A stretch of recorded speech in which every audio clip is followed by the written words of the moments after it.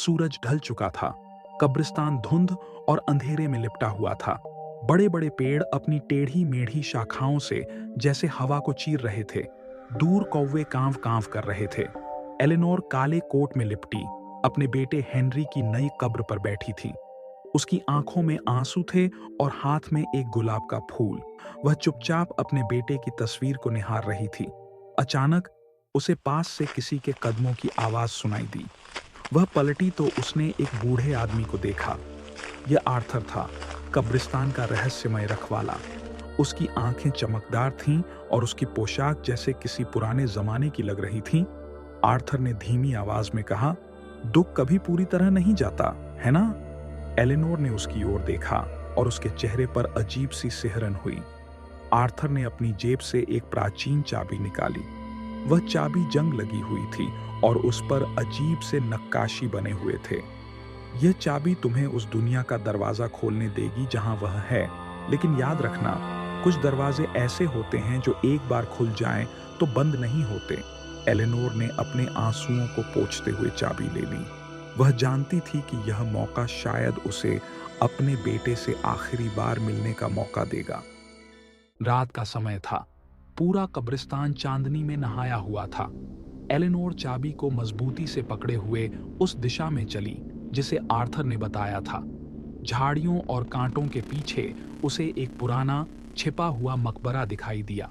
मकबरे का द्वार भारी पत्थर का बना था और उस पर लिखा था, उनके लिए जो परे की दुनिया को देखना चाहते हैं। एलेनोर ने धीरे धीरे चाबी को ताले में डाला। जैसे ही उसने ताले को घुमाया, दरवाजा धीरे धीरे चरमराते हुए खुल गया। अंदर से ठंडी हवा का झोंका। एलेनोर ने मकबरे के अंदर कदम रखा। उसके सामने एक लंबा गलियारा था जिसकी दीवारें आईनों से भरी हुई थीं। हर आईने में उसका अक्स दिख रहा था, लेकिन यह साधारण अक्स नहीं था। जैसे जैसे वह आगे बढ़ी, आईनों में उसके अतीत की झलकियां दिखाई देने लगीं। हेनरी का मुस्कुराता चेहरा, उसके साथ बिताए गए खुशहाल पल और वह दिन जब वह उसे खो बैठी। अचानक आईनों में दृश्य बदलने लगे।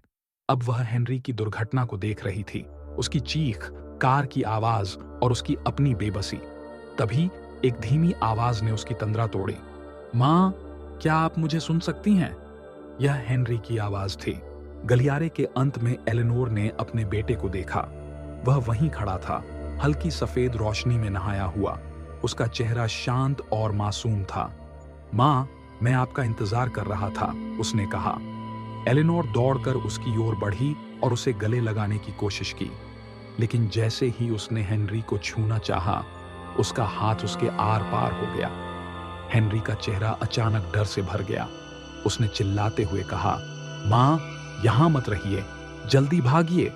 अचानक सभी आईने चटक कर टूट गए। पूरा गलियारा अंधेरे में बदल गया और चारों ओर से आत्माएं निकलने लगीं। उनके चेहरे विकृत और भयावह थे। वे आत्माएं एलेनोर को घेरने लगीं। उनकी फुसफुसाहट तेज होती जा रही थी। तुमने दरवाजा खोल दिया, अब इसे बंद नहीं कर सकते। तभी आर्थर वहां प्रकट हुआ। उसकी आवाज गूंजती हुई आई। मैंने तुम्हें पहले ही चेतावनी दी थी, मृतकों की दुनिया में जिंदा लोगों का कोई स्थान नहीं है। एलेनोर ने भागने की कोशिश की, लेकिन आत्माओं ने उसे जकड़ लिया। मकबरे का दरवाजा तेज आवाज के साथ बंद हो गया। अगली सुबह आर्थर कब्रिस्तान में टहलते हुए मकबरे के पास पहुंचा। उसने एलेनोर का लॉकेट जमीन पर पड़ा देखा। उसने उसे उठाया और धीरे से कहा, एक और आत्मा परे की दुनिया में खो गई। वह धीरे धीरे आगे बढ़ गया। मकबरा अब गायब हो चुका था। लोग कहते हैं कि रात के समय कब्रिस्तान से किसी महिला के रोने की आवाज आती है जो अपने बेटे को पुकार रही है।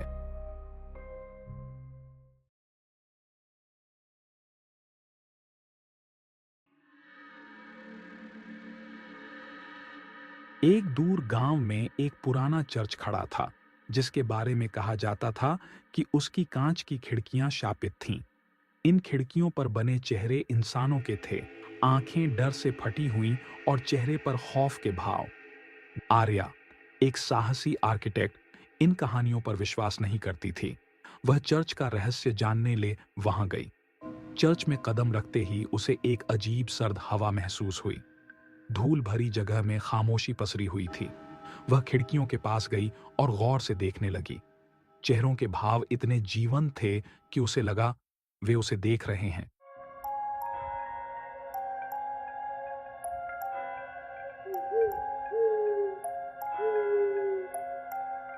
रात के समय अंधेरा घिरते ही खिड़कियां चमकने लगीं। चेहरों की आंखें आर्या की हर हरकत पर नजर रखने लगीं। अचानक खिड़कियों पर बने चेहरे हिलने लगे। उनके मुंह खुल गए, मानो वे चीख रहे हों, लेकिन कोई आवाज नहीं थी। आर्या अपनी आंखों पर विश्वास नहीं कर पा रही थी जब उसने यह सब देखा। वह चेहरे उसे घूर रहे थे और बेजुबान चीख रहे थे। वे चेहरे एक साथ राक्षसी और इंसानी लग रहे थे, मानो दोनों का मिश्रण हो। उसे अब यकीन हो गया था कि चर्च के शापित होने के बारे में जो भी कहानियां उसने सुनी थीं, वे सब सच थीं।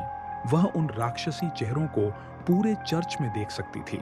हर दीवार, हर खिड़की और यहाँ तक कि छत पर भी वे चेहरे उभर आए थे, उसे घूरते हुए और मूक चीखों से उसे डराते हुए।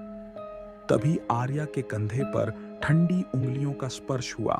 उसने पीछे मुड़कर देखा, लेकिन वहां कोई नहीं था। तभी खिड़कियां दरकने लगीं और उनके टुकड़े जमीन पर गिरने के बजाय हवा में तैरने लगे। हर टुकड़ा एक चमचमाती आंख में बदल गया, जो आर्या को घूर रही थीं।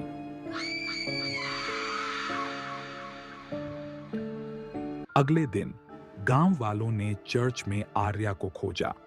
वह चर्च के बीचों बीच पड़ी थी, निर्जीव। उसकी आंखें गायब थीं और चर्च की खिड़कियों पर एक नया चेहरा उभरा था, डर से भरा हुआ, और वह चेहरा आर्या का था।